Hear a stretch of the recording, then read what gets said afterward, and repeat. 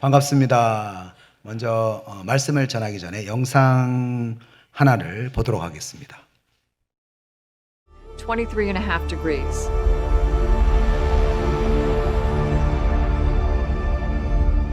For 6 months of the year, the northern hemisphere is favoring the sun.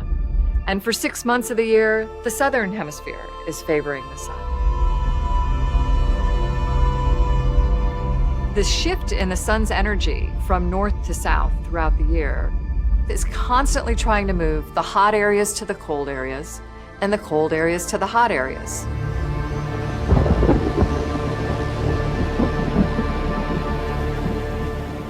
This tilt of the earth results in our seasons. Winter in the northern hemisphere and it's summer in the southern hemisphere. If we had no tilt, nearly half the planet could be frozen all year round. 하나님이 어디에 있느냐? 하나님이 보이느냐? 궁금하시죠? 하나님 보고 싶죠? 내가 하나님이 보이면은 내가 하나님을 믿겠다. 이렇게 수많은 사람들이 이야기를 합니다. 그래서 제가 보여드리겠습니다. 로마서 1장 20절 말씀을 보면 이렇게 말씀합니다. 오늘 읽었죠? 창세로부터 그의 보이지 아니하는 것들, 곧 그의 영원하신 능력과 신성이 그가 만드신 만물에 분명히 보여 알려졌나니 그러므로 그들이 핑계하지 못할지니라. 아멘. 하나님께서 만드신 만물을 보면, 우주를 보면, 자연을 보면, 사람의 몸을 보면 하나님이 분명히 계시다는 것을 알 수가 있다. 절대로 핑계할 수 없다고 로마서 1장 20절에서 말씀하고 있습니다. 여러분, 현재 이 복잡한 우주, 그리고 이 복잡한 몸을 가지고 있는 사람이 우연히 생겨났습니까? 우리는 우연히 생겨났다고 배웠죠. 여러분, 태양과 지구가 현재의 거리가 있게 된 것이 우연입니까? 조금만 태양보다 지구가 가깝거나 조금만 태양보다 지구가 멀면은 절대로 생명이 살 수 없는 환경이 됩니다. 또 지구가 지금 23.5도로 그 자전축 기울어졌잖아요. 그래서 사계절이 있잖아요. 대기가 순환하잖아요. 조금만 기울기가 바뀌어도 생명이 전혀 살 수 없는 환경이 돼요.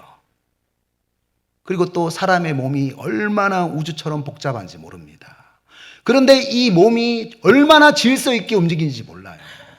제가 생각만 하면 손이 올라가요.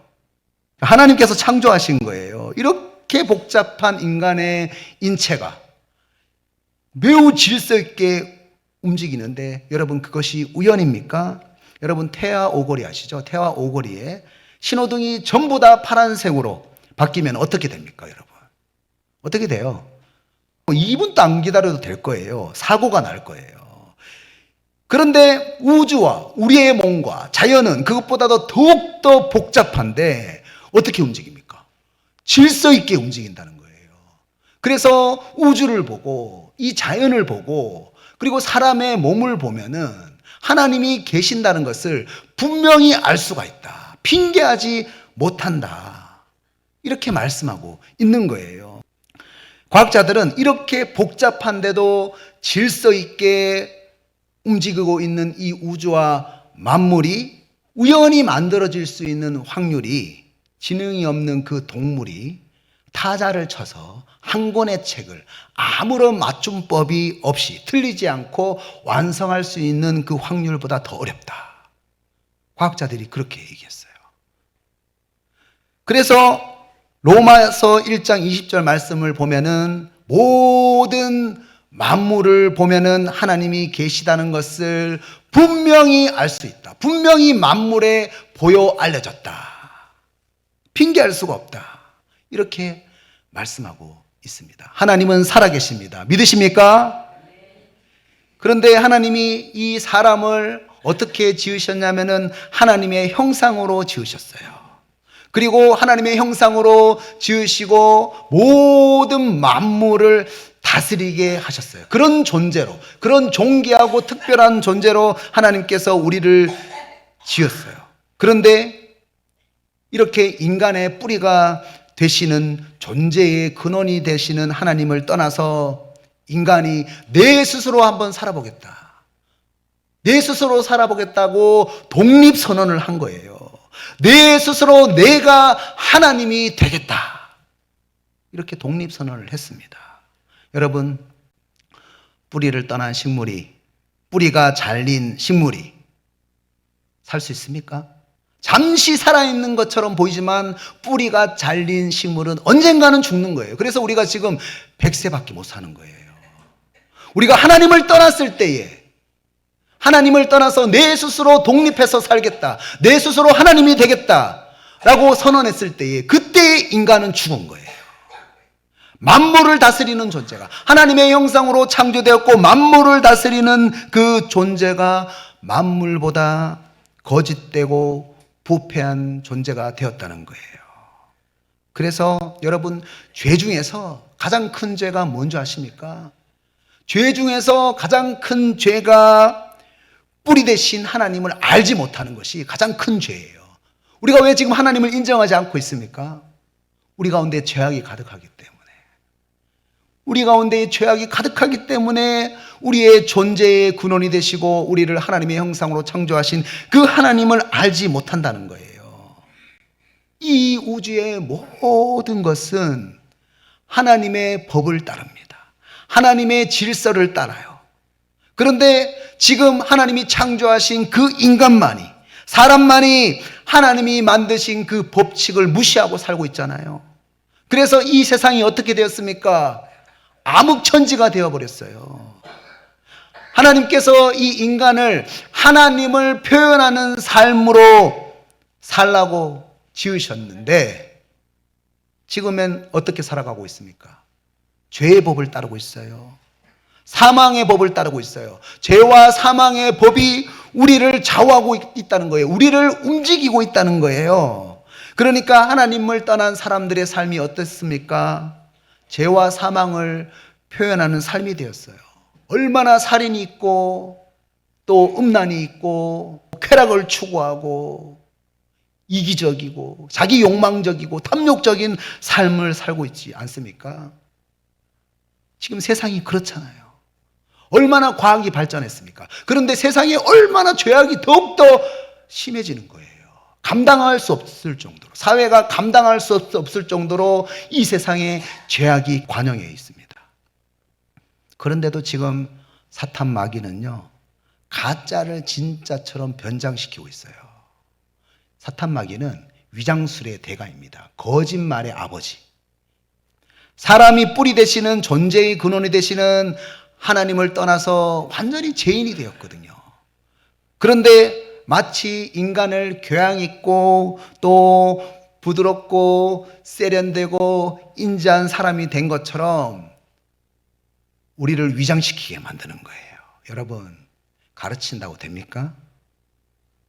평소에는 정말로 모범적이죠. 그런데 누군가가 나에게 피해를 입히면 갑자기 얼굴이 변해가지고 입에서 지독한 말이 나오는 거예요. 로마서 3장 13절 말씀에서 목구멍은 열린 무덤이요 그 입술에는 독사의 독이 있고 그 입에는 저주와 악독이 가득한 모습, 그 모습을 보이는 거예요. 어려운 시련만 오면 당장 타락한 본성이 나타나는 거예요. 과학이 얼마나 발달했습니까? 예전에 TV 선전에 유토피아 이러면서 과학으로 인간이 유토피아를 만들 수 있다고 착각했어요. 그런데 여러분, 과학이 발달했는데 어떻게 됐습니까?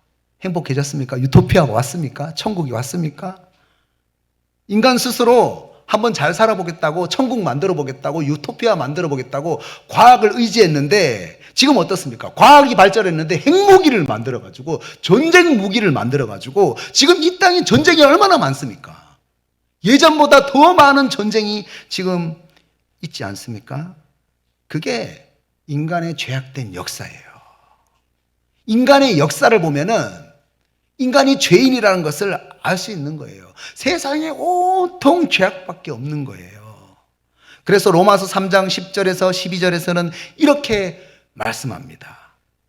기록된 바 의인은 없나니 하나도 없으며 깨닫는 자도 없고 하나님을 찾는 자도 없고 다 치우쳐 함께 무익하게 되고 선을 행하는 자는 없나니 하나도 없도다. 지금 세상에는 온통 전쟁뿐이고 인간의 마음 안에는 죄악뿐인데도 불구하고 마귀 사탄은 우리를 위장하고 있는 거예요. 우리가 마치 교양이 있는 사람처럼 살 수 있다고 우리에게 거짓말로 위장하고 있다는 거예요. 대표적인 위장술이 하나 있어요. 스스로 신이 될 수 있다는 거예요. 내 힘으로 살아가라. 그리고 또 하나 있습니다. 스스로 신을 찾아갈 수 있다는 거예요. 스스로 신을. 여러분, 불교가 어떤 교리인지 아십니까? 사람이 끝없이 선을 닦는 거예요. 마음에 끝없이 선을 닦으면 자기가 언젠가는 부처가 될 수가 있다. 여러분에게 묻겠습니다. 죄인된 존재가, 내 존재 근원 자체가 하나님의 뿌리를 떠나서 죄인이에요. 그런데 죄인된 존재가 어떻게 스스로 신이 될 수가 있습니까? 이번 생에서 선을 깨우치지 못하면 다음 생에 윤회해가지고 계속 선을 닦으면은 스스로 신이 될 수 있다는 거예요. 계속 윤회하면서. 여러분, 성경에서는 분명히 말합니다. 다음 생은 없습니다. 다음 생은 없어요. 히브리서 9장 27절에 보면은 이렇게 말씀합니다. 다 같이 이 말씀을 함께 읽겠습니다. 시작. 한 번 죽는 것은 사람에게 정해진 것이요 그 후에는 심판이 있으리니. 한 번 죽는 것은 사람에게 정해진 거예요. 누구나 죽는 거예요. 그런데 죽음 이후에 무엇이 있습니까? 그 후에는 심판이 있어요. 천국 아니면 지옥입니다. 맑은 물이 있어요. 야, 정말로 맑은 물이구나. 그래가지고 맑다고 생각했는데 그 맑은 물에다가 막대기를 가지고 그 바닥을 긁으면은 그 물이 어떤 물이 됩니까? 어떤 물이 돼요? 꾸정물이 되는 거예요. 이것이 인간 존재, 인간의 부패된 마음이에요. 실체입니다, 이게. 아무리 우리가 선을 닦는다고 해도 우리가 죄인된 존재에서 벗어날 수가 없다는 거예요. 108번뇌를 절대로 죄인된 우리 스스로 벗어날 수가 없습니다. 절대로 없습니다.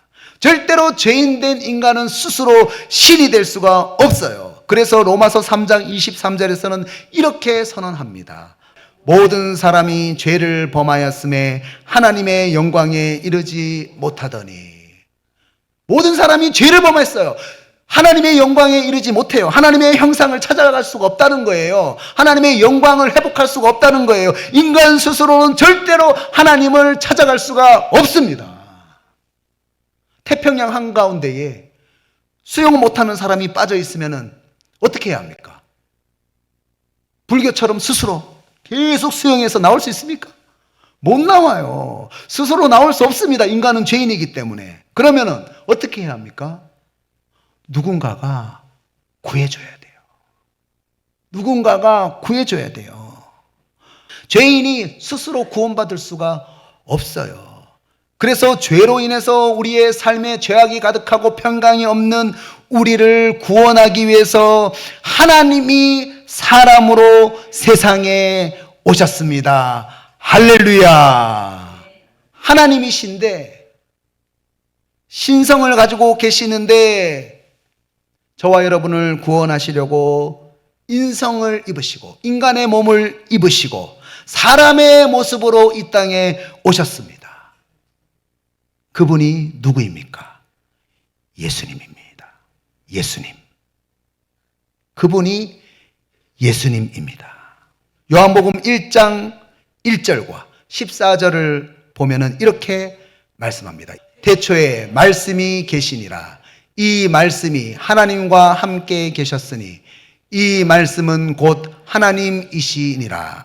말씀이 육신이 되어 우리 가운데 거하심에 우리가 그의 영광을 보니 아버지의 독생자의 영광이요 은혜와 진리가 충만하더라. 아멘. 예수님은 인간의 모습으로 우리에게 오셨어요. 모양은 사람이지만 그 삶의 내용 안에는 무엇이 흘러나왔냐면은 하나님의 내용이 흘러나온 거예요. 하나님의 그 삶의 내용이 흘러나온 거예요. 말하는 것도 생활하는 것도 전부 다 온유, 겸손, 사랑, 신의 생명의 법칙과 성품을 온전히 나타내는 그 인격, 하나님의 삶을 예수님께서 사신 거예요. 그런데 아무리 하나님이 우리를 사랑한다고 해도, 사랑이라고 해도 신은 공평해야 되는 거거든요. 공평하지 않는다면 신이 아닙니다. 우리의 죄를 우리가 자녀가 되었다고 하더라도 절대로 사해 줄 수가 없는 거예요. 아버지가 재판관이라고 해도 마음대로 자녀들의 죄를 사해 줄 수 없는 거죠. 더군다나 공평하신 하나님은 절대로 그렇게 할 수가 없습니다.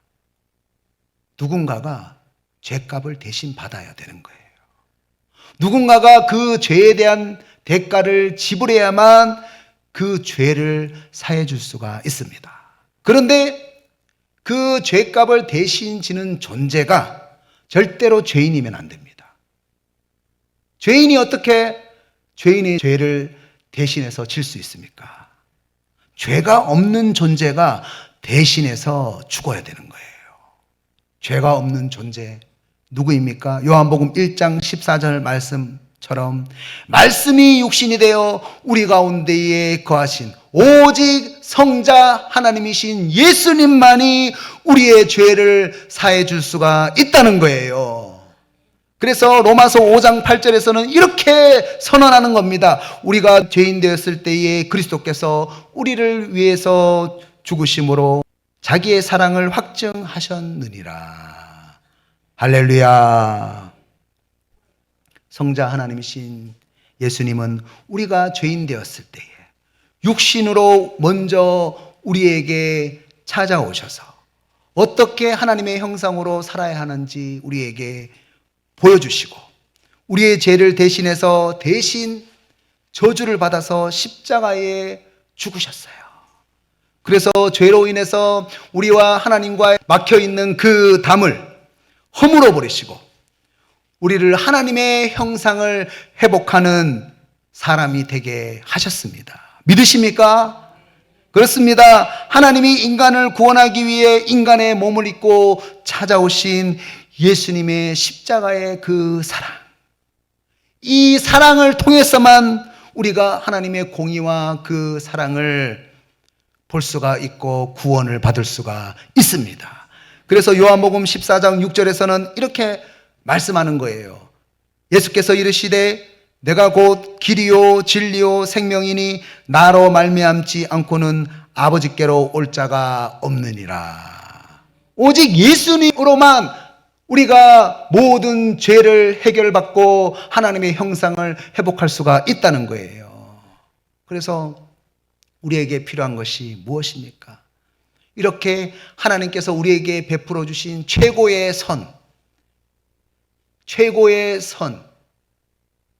예수 그리스도의 십자가를 믿는 거예요. 여러분, 세상에는 선한 일이 참 많아요. 착한 일이 참 많습니다. 그런데 여러분, 모든 착한 일은 어디에 있냐면은 모두 만물 안에 있어요. 만물 안에 있어요. 우리가 착한 일의 크기에 따라서 그 착한 일의 가치를 매깁니다. 안동 땅에서 할 수 있는 착한 일의 크기가 있죠. 그래서 착한 일에 대해서 가치를 이렇게 매기죠. 대한민국에서 할 수 있는 착한 일의 크기가 있죠. 그래서 우리가 좀 더 그 착한 일은 가치가 있다 이렇게 생각하잖아요. 전 세계를 위해서 할 수 있는 착한 일의 크기가 있죠. 그러면 우리가 그 착한 일에 대해서 가치를 이렇게 책정합니다. 그래서 우리가 이런 생각을 할 때가 있어요. 야, 선하게 착하게 사는 일이 믿음보다 더 중요하지 않나 이런 생각을 합니다. 그런데 여러분, 사람마다 어떠냐면은 만물 안에서 그 만물의 크기에 따라서 착한 일에 대한 크고 낮음을 평가한다는 거예요. 착한 일의 가치를 우리가 책정합니다. 그런데 여러분, 최고의 선을 하나님께서 보여주셨는데, 하나님께서 보여주신 그 최고의 선인 십자가는 만물 안에 있는 것이 아닙니다. 만물을 창조하신 하나님이, 만물보다 위대하신 하나님이, 인간을 창조하신 그 성자 하나님이 인간을 너무나 사랑해가지고 인간의 죄를 구원하기 위해서 대신 저주를 받으시고 십자가에서 죽으셨어요. 인간을 사랑해서 만물을 창조하신 그분이, 만물보다 위대하신 그분이 자기 자신을 죽여버렸습니다. 여러분, 만물보다 더 큰 선의 가치가 있습니까? 하나님보다 더 큰 선의 가치가 있습니까? 하나님보다 더 큰 존재가 있습니까? 그분이 우리를 너무 사랑해서 자기 자신을 죽여버렸어요. 이거보다 더 큰 사랑이 있습니까? 이거보다 더 큰 선이 있습니까? 우리는 그래서 하나님이 우리에게 베풀어 주신 가장 최고의 선, 그 십자가의 사랑을 믿는 거예요. 이것을 우리는 무엇이라고 얘기합니까? 믿음이라고 합니다. 하나님만이 구원할 수 있는 십자가의 사랑. 그 십자가의 사랑을 통해서 하나님과 우리 사이의 죄로 인해서 막혀있는 담이 허물어지고 하나님과 화목하게 됨을 통해서 하나님에게 우리가 공급을 받게 되는 거예요. 그래서 모든 세상에 화목하게 할 수 있는 존재가 되는 것입니다. 우리의 삶에 선한 열매가 비로소 맺어질 수 있다는 거예요. 내 스스로 절대로 선한 열매를 맺을 수가 없다는 겁니다. 오직 예수 그리스도를 통해서 우리가 하나님의 형상을 회복할 때에 우리가 선하게 살 수가 있다는 겁니다. 오늘 시간에 예수님께서 내 죄를 위해서 십자가에서 죽으셨다는 사실을 믿으십니까? 믿으면 되는 거예요. 그 십자가 예수 보혈의 공로를 믿는다면 오늘 이 시간 우리가 해야 할 일이 있습니다. 내 죄를 자백해야 돼요. 내 죄를 오늘 이 시간 자백해야 됩니다. 요한일서 1장 9절 말씀 보면 이렇게 말씀합니다. 만일 우리가 죄를 자백하면 그는 미쁘시고 의로우사 우리 죄를 사하시며 우리를 모든 불의에서 깨끗하게 하실 것이요. 오늘 시간에 하나님, 나는 죄인입니다. 오늘 이 시간에 십자가의 보혈의 공로로 나의 죄를 자백할 때에 미쁘시고 의로우사 우리의 죄를 사해 주시는, 모든 불의에서 깨끗하게 하시는 그 예수 그리스도의 사랑을 깨닫게 하여 주시옵소서. 오늘 이 시간에 주님 앞에 우리의 죄를 자백하십시오. 그리고 예수님을 내 인생의 주인으로 영접해야 돼요. 영접해야 돼요, 여러분. 자백하고 영접해야 됩니다. 영접하는 자, 곧 그 이름을 믿는 자들에게는 하나님의 자녀가 되는 권세를 주셨으니 믿으십니까? 내 죄를 자백하고 회개하고 주인으로 영접한다면 우리는 하나님의 자녀로서 새로운 사람이 될 수가 있다는 거예요. 이것이 참 복음이에요. 이것이 참 기쁜 소식입니다. 이 시간 우리가 영접하기만 하면 죄로 인해서 우리는 지옥 가게 되어 있는 거예요. 그런데 지옥 가는 그 인생에서 어떻게 됩니까? 예수 그리스도의 십자가의 보혈의 피로 우리의 죄가 사해지고 하나님의 형상을 회복하게 되는 거예요. 천국 가는 인생으로 옮겨지게 되는 거예요. 믿으셔야 됩니다. 죄와 사망의 노예에서 하나님의 형상을 회복하는 자녀가 되는 거예요. 이렇게 우리가 예수님을 믿고 내 인생의 주인으로 영접할 때에 우리는 예수님께서 사망 권세 이기시고 부활하신 것처럼, 승리하신 것처럼 우리도 죄를 이길 수가 있는 거예요. 하나님의 형상을 회복하는 사람이 될 수가 있다는 것입니다. 그러면 우리의 삶이 평안이 넘치게 되는 거예요. 옛사람에서 나오는 거짓된 행복 추구가 다 버려지게 되는 거예요. 서로 시기하고 열등하고 비교하게 만들고 교만하고 군림하려고 하고 억압하는 그 모든 세상적 가치 영원히 가지지도 못하면서 다 가지는 것처럼 영원히 살 것처럼 많은 사람들에게 자기 자신을 자랑하는 그런 세속주의적인 세계관과 가치관을 우리가 버리게 되는 거예요. 자유함을 얻게 되는 거예요. 내가 하면 힘든 거죠. 내가 살면 힘든 거예요. 할 수도 없어요. 그런데 어떻게 하면 됩니까? 요한계시록 3장 20절 말씀 보면 이렇게 말씀합니다. 볼지어다 내가 문 밖에 서서 두드리노니 누구든지 내 음성을 듣고 문을 열면 내가 그에게로 들어가 그와 더불어 먹고 그는 나와 더불어 먹으리라. 아멘. 오늘 시간에 내가 마음의 문을 열어야 됩니다. 내가 오늘 시간에 마음의 문을 열고 주님 앞에 나는 죄인입니다. 자백해야 되는 거예요. 그리고 주님을 영접해야 되는 거예요. 내 인생의 주인으로 이제부터 주님을 모시겠습니다. 그러면 내가 이렇게 마음의 문을 열면 주님은 내 안에 들어오세요. 그러면 내가 하는 것이 아니라 그분이 하십니다. 주님이 내 안에서 먹고 마시는 거예요. 주님과 교제가 되는 거예요. 하나님과 시작되는 교제로 우리가 하나님의 형상으로 회복될 수가 있다는 거예요. 고아가 되지 않는 거예요. 고아와 같은 인생을 살지 않습니까? 모든 사람들이 내 안에 사시는 예수님께서 말씀으로 가르쳐 주는 거예요. 우리가 그 말씀을 붙잡고 기도할 때에 이제 우리가 고아가 되지 않고 성령님께서 옛사람을 버리고 새 사람이 될 수 있도록 도와주신다는 거예요. 예수님께서 사망 권세 죽음을 이기셨기 때문에 우리가 어떻게 됩니까? 우리도 죽음을 이길 수가 있는 거예요. 예수님을 믿으면 우리는 천국 가잖아요. 믿으십니까? 지옥에서 천국으로 옮겨졌는데 이젠 죽음이 두렵지 않는 거예요.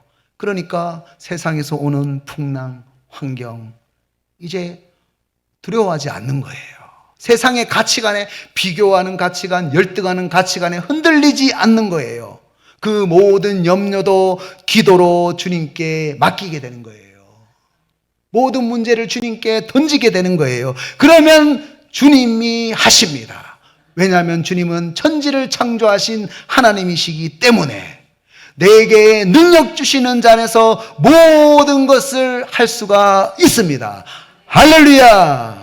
내 안에 계신 창조주 예수님, 그 창조주 예수님이 주신 영원한 생명을 따라서 살아가게 되는 거예요. 그 말씀에 순종하면 어마어마한 위로, 그 영광이 따라오는 삶을 살게 되는 거예요. 창조주가 인도하는 천국이 보장된 영생의 삶이기 때문에 영생의 삶이 내 안에서 흘러나오는 거예요. 그 배에서 생수의 강이 흘러나오는 거예요. 여러분, 오늘 시간 하나님께서 여러분을 이런 풍성한 삶, 복이 넘치는 삶, 하나님의 형상을 회복하는 삶으로 초대하고 계십니다. 여러분, 마음의 문을 여세요. 문 밖에서 예수님이 기다리고 계세요. 오늘 시간 온 우주 만물을 창조하신 하나님께서 사랑하는 아들아, 사랑하는 내 딸아, 내가 너에게 영생의 선물을 주기를 원하는데 받겠느냐? 지금 묻고 계십니다. 여러분, 마음의 문을 여십시오. 그리고 주님 앞에 고백하십시오. 나는 죄인입니다. 내 인생 스스로 살기에 너무 힘들어요. 죄를 자백하십시오. 그리고 주님이 내 인생을 이끌어가 주십시오. 주님을 주인으로 삼겠습니다. 영접하십시오. 이 영생의 선물을 받기를 원하십니까? 원하십니까? 그렇다면 함께 이 시간 따라서 고백하시면 좋겠습니다. 두 눈을 감아주세요. 성도분들도 돕기 위해서 함께 고백해 주시면 감사하겠습니다. 아무도 보지 않습니다. 두 눈을 감아주세요. 저를 따라서 고백하면 됩니다. 예수님, 저는 죄인입니다. 지금까지 저는 자신만을 의지하며 살았습니다. 이제 죄에서 돌이켜 주인 대신 예수님만 의지하기를 원합니다. 이 시간 나의 마음의 문을 엽니다. 나의 마음의 문을 엽니다. 주님을 주인으로 영접합니다. 예수님이 하나님의 아들이시며 나의 죄를 위하여 십자가에 죽으시고 부활하셨다는 사실을 믿습니다. 예수님을 믿음으로 나의 모든 죄가 용서받았다는 것을 믿습니다. 이제 예수님을 나의 삶의 구원자로, 나의 삶의 주인으로 믿고 따르기를 원합니다. 예수님의 이름으로 기도드립니다. 아멘. 할렐루야. 이제 여러분은 주님의 자녀가 되었습니다. 하나님께 영광의 박수를 올려드리겠습니다. 할렐루야. 오늘 시간에 특별히 제가 여러분에게 복음의 메시지를 전해드렸어요. 그런데 여러분이 오늘 시간에 눈을 감고 함께 통성으로 기도했으면 좋겠어요. 우리의 죄를 자백할 때에 주님, 내가 마음의 문을 열고 이제 우리의 죄를 자백하고 하나님을 내 인생의 주인으로 영접하기를 원합니다. 영접할 때에 지옥에서 천국으로 우리의 이름이 옮겨지게 하여 주시옵소서. 이 시간 믿음으로 이 시간에 다 함께 주님 앞에 주여 한번 부르면서 기도하겠습니다. 주여,